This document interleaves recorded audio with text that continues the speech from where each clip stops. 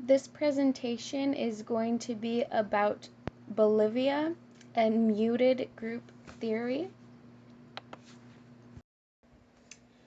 Muted group theory was founded in 1975 by Erdwin and Shirley Ardinger. The theory focuses on the relationship between language and the dominant group in society. The theory says that the dominant group in society dictates the language and societal norms for communication. The concept was created with women and feminism in mind because Ardinger noticed that even anthropologists that claim to listen to women and women's voices would still refer to them in terms of their relationship to a man. Quote, women are often defined by their relationship to men, Miss or Mrs. or Harold's widow, while men have more autonomous varied linguistic status. Kermy, 1981. The people who started and continue to study this theory noticed that there are differences in how different people see the world. For example, women have more emotionally driven needs, and that does not make their needs less valid. However, it shows that they see the world completely different and through a completely different lens than their male counterparts. Muted group theory is something very beneficial to minority groups and marginalized voices to be heard in situations that they would otherwise be silenced in. It can be applied to every marginalized group, whether it is racial minorities, sexual and gender minorities, or people in a lower socioeconomic status. Quote, language serves its creators better than those in other groups who have learned to use language as best they can, West 2010. The main pillars of muted group theory are domination, acceptability, and subordination. Domination refers to the different power levels that members of society have. For example, a cis straight white man will have more power to determine the language we use as opposed to a trans woman of color.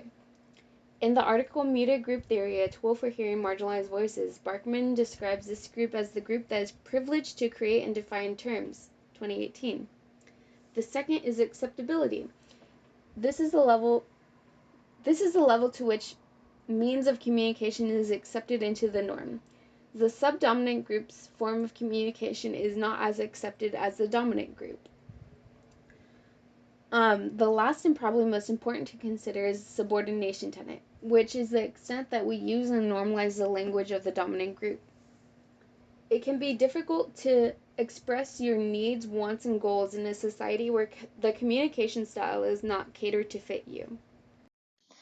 Moving on to research on Bolivia. Bolivia is located in South America, extending 950 miles north-south and 800 miles east-west. After the War of the Pacific, which was between 1879 through 1889, the country has since been landlocked after the loss. Every year, Bolivia has a rainfall of at least 5 meters. This country is known to be the land of many languages, for example, Spanish, Aymara, and many more, and have wet and wild weather.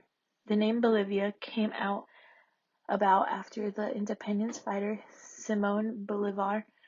Bolivia's capital is La Paz, and the country shares control of Lago Titicaca, which is known to be the highest lake in the world.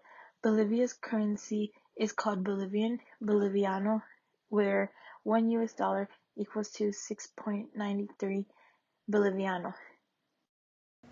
The first set of terms starts with adventure tourism. Adventure tourism is when we travel to exotic places to have outdoor adventures. This could include things like skydiving or anything outdoors, rock climbing, anything adventurous. The next term is authenticity, finding the real version of the destination that you are visiting and not the tourist version of the culture.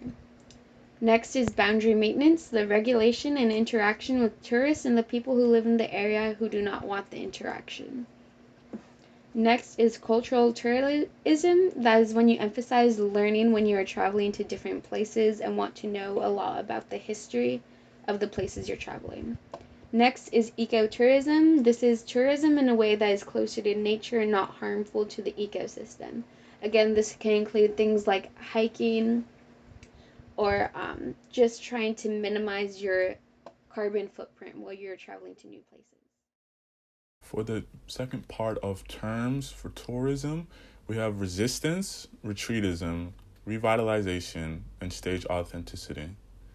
Resistance is the refusal to accept and abide by visions different from your own. Retreatism is rejection of cultural goals and the ways to attain them. Revitalization is to bring a group or way of life back that had been previously lost. And stage authenticity is the cultural practice of an activity that is staged to please tourists. For part 3 of the terms, we have host, medical tourism, tourist, volunteer tourism, and socially responsible retreatism. Hosts are people who welcome and help guests that visit. Medical tourism is a person who travels for treatment. Tourists are people who travel and visit places for fun. Volunteer tourism is a tourist who travels to participate in different volunteer work. And socially responsible retreatism is tourism that is socially and ethically responsible.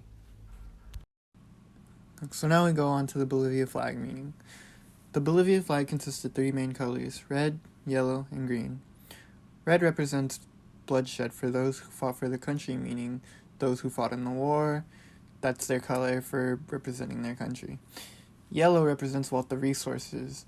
Green represents richness of natural areas, which means trees, mountains, you name it, landscape. That's what the green represents. And in the center, you see a little picture, you can't really tell, but it has Mount Potosi with a sunrise over it, followed up with a llama, palm tree, and wheat representing the nation's resources, surrounded by a blue border with 10 stars and 6 miniature versions of the Bolivian flag on it. For the concepts, there are benefits like learning about Bolivian culture, and there's also multiple tourist attractions to go and see.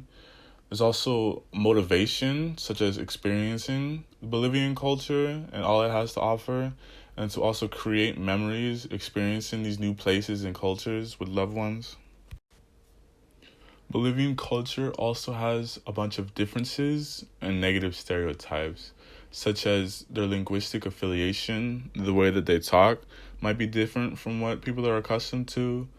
Their foods and meals might also be different from what people are used to, and the division of labor is different from different parts of the world, depending on where you're from.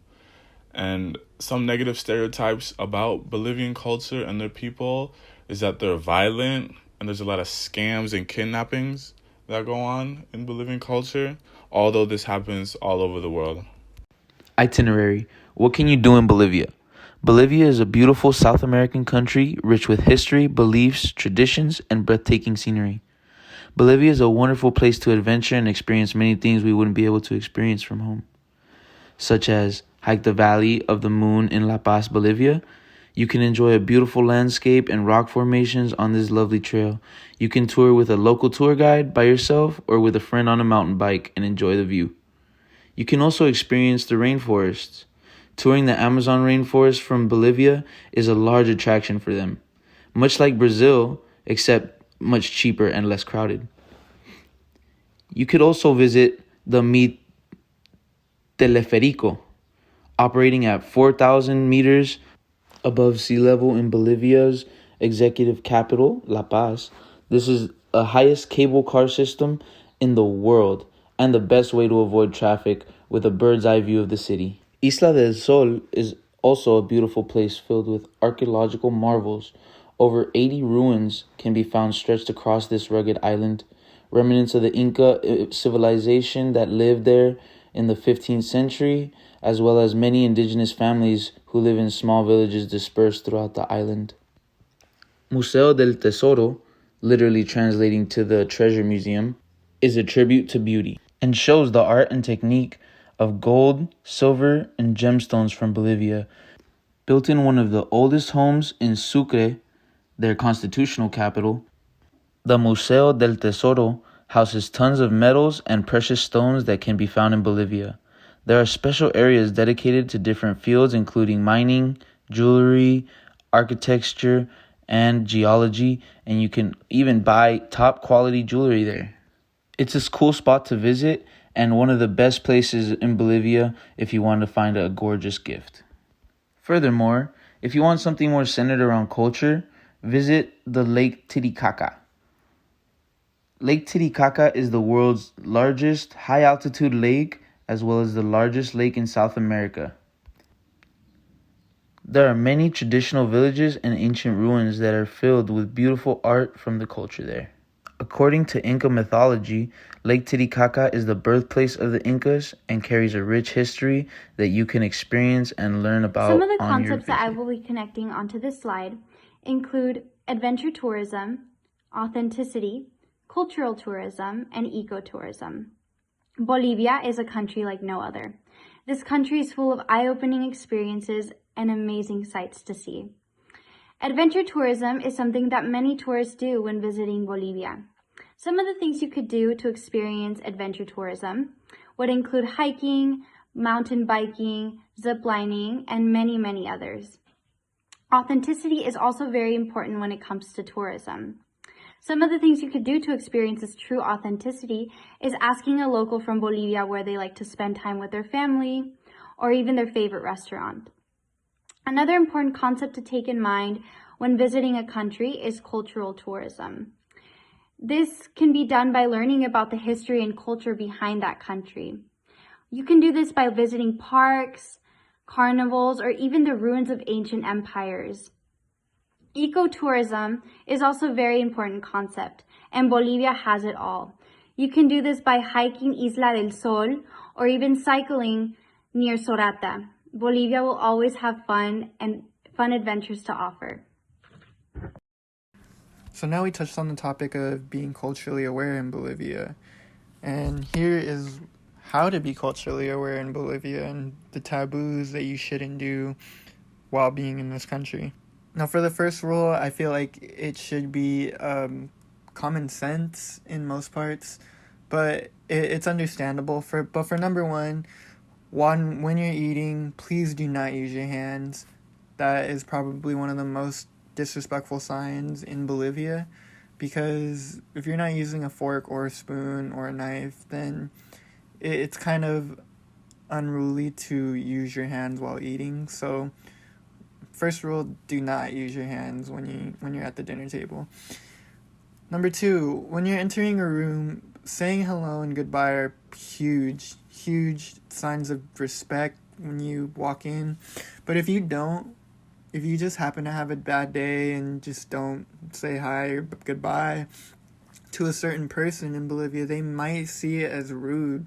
And that's something they don't normally get, because usually people say hi and goodbye over there. But for number three, never turn down food. If someone offers you food, if someone offers you in your home to their home, best believe that you should accept it so you don't come off as rude. I know Bolivians, they love their food. They love it to their death. And offering it to other people is just a sign of respect and an invitation to a welcome, home-hearted meal.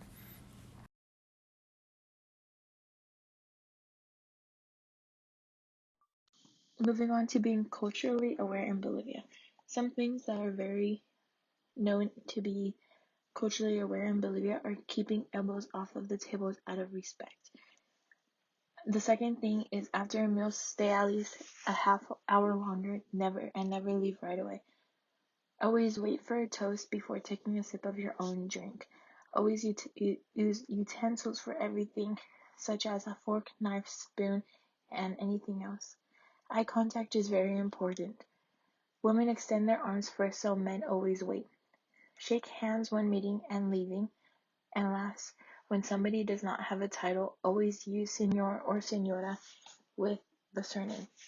These are all things that when you are in Bolivia or visit Bolivia, you should always be culturally aware of, because this is how they live and you need to respect one's culture.